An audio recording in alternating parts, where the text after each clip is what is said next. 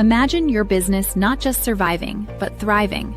Your wealth locked in, your opportunities exploding, and your family's future built on a legacy that never fades. Hear me. I know you can't. I'm Leah Garcia, a financial strategist and insurance professional. I always say champions don't I help panic. entrepreneurs and high-growth enterprises protect, distribute, and transfer their wealth through my proven system. Let's see. Happy Wealthy Wednesday, champions. Come on in. I unite your experts into one cohesive strategy. Listen, we've had because the most expensive line on your balance sheet isn't debt or taxes. It's conflicting advice. Ready to align every dollar with your mission and turn today's success into tomorrow's divine promise. And we're going to bring the same Wealth energy, today, the same fire. Dynasty We've got tomorrow. an incredible show for you today. So come on in. Grab something nice to drink, bring your fuzzy bunny slippers, get out a pen and paper, and bring your whole heart, because today is going to be transformational for someone. I know somebody after this event is going to reach out to me and they're going to tell me today was absolutely something that changed the way they think about money forever and help them to transform to get to that next level. Listen, we all deal with money. I know sometimes people tell me, Leah, all you do is talk about money. I'm like, I know. Isn't it incredible? Don't you love it? Because listen, here's the thing. I understand that money doesn't buy happiness. It doesn't buy everything. But broke doesn't buy anything.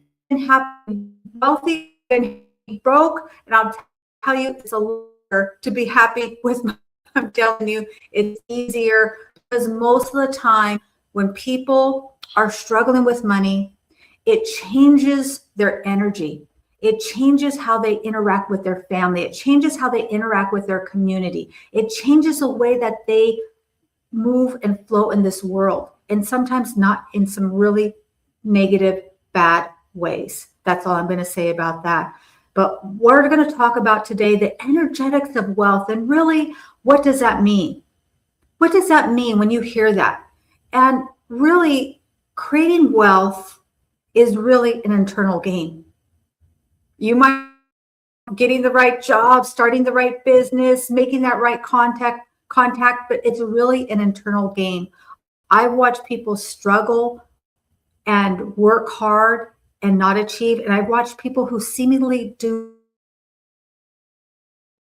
generate and create incredible wealth. So how is that? Have you ever wondered about that? How does that work? Why do some people seem to just, everything they touch turns to gold? And other people struggle and they just struggle and they struggle. And then they leave this earth and they still struggling. I don't think that we're meant here to struggle.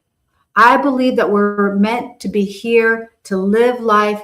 And I call it the 7 F's, right? To live life wealthy in all areas and all aspects of our life, in our faith, whatever that means to you.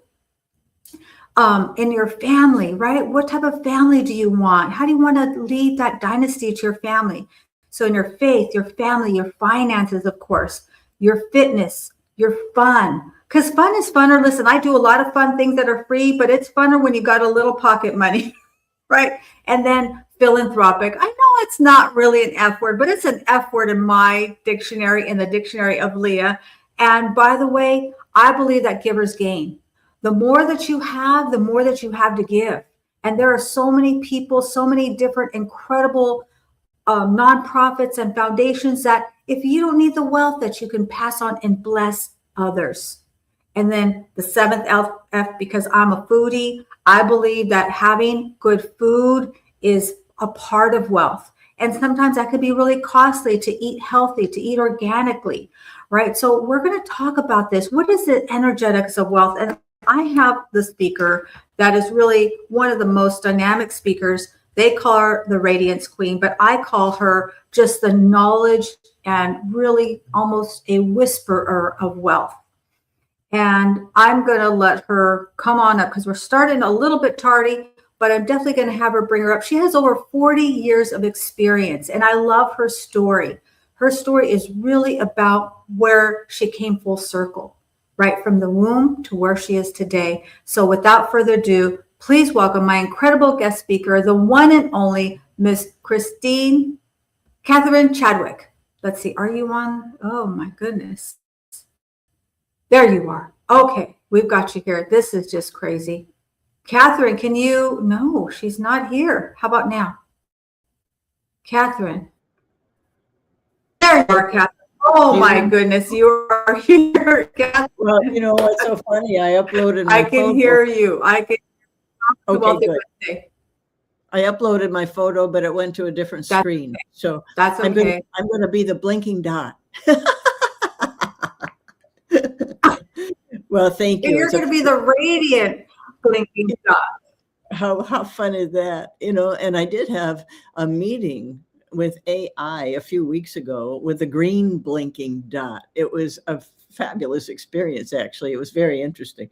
But I love this idea of talking about the energetics of wealth. And thank you for this opportunity to spend this time with you, to be here to talk with you about it, because I think it's imperative. I think it's part of wellness, overall wellness. And when we talk about education for young ones, I think that financial literacy is certainly a topic.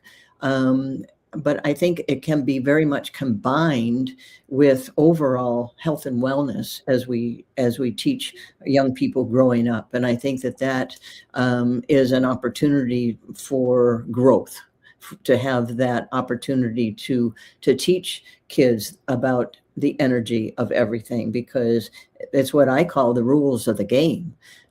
We are all these beautiful electromagnetic beings, and we are in this body, mind, energy environment. We are all part of it. And I think it's imperative that people understand that, because it makes a total difference. And when you think about people that are financially stressed, along with everything else, that also affects their health, because every thought, every emotion, every action influences the chemical cocktail reactions in our body, which dictate our health. So I think that all of this is imperative and really valuable information for people to have. What's really interesting is that wealth isn't built just by strategy. It's influenced by our capacity to not only give, but our capacity to receive, our capacity to hold it. And that is directly connected to our feelings of self-worth. And it was really interesting. When I got up this morning, a thought came into my mind about, do certain professions carry higher debt?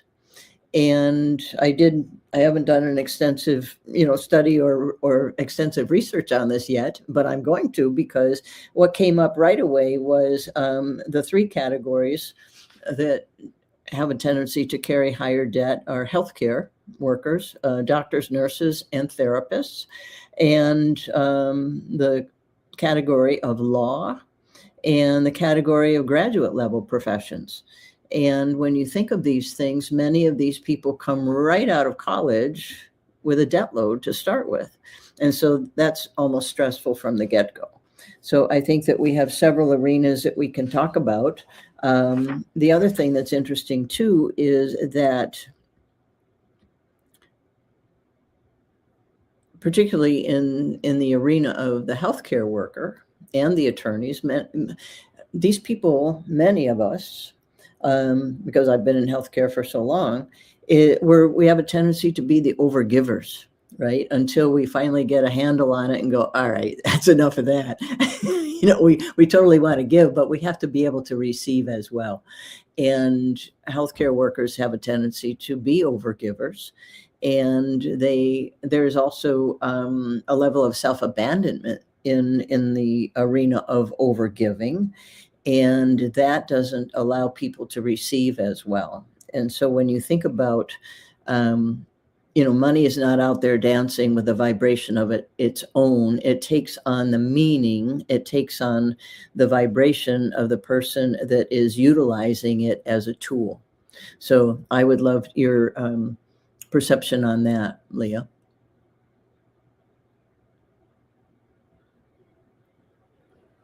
Leah, are you still there? Oh, no. we've had such technical difficulty this morning, and I'm not seeing you or seeing you come up, Leah.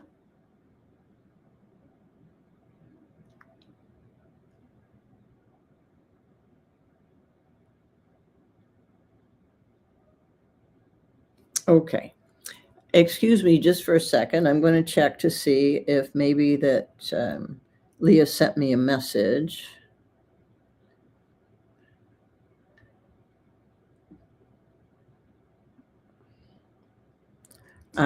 Yeah, it did. It said it kicked her right out. Okay.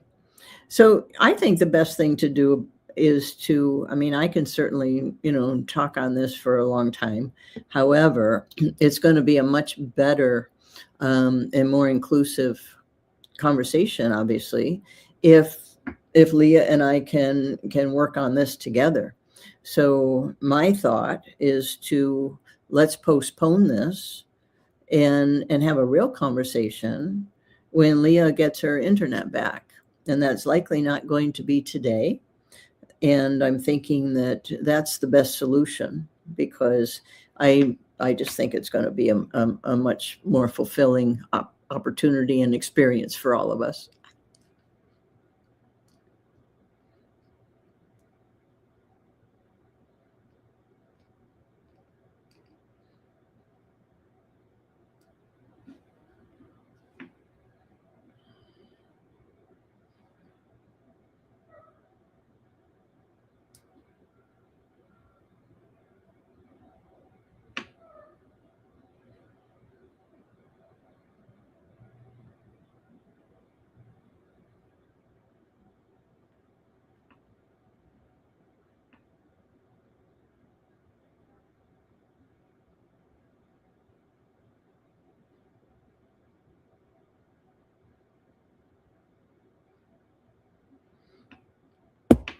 Okay.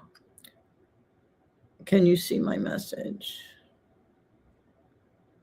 No.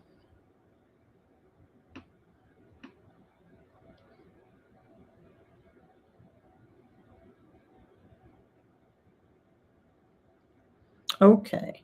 Apparently Leah had put a message on here, but I'm not seeing that in the chat either. So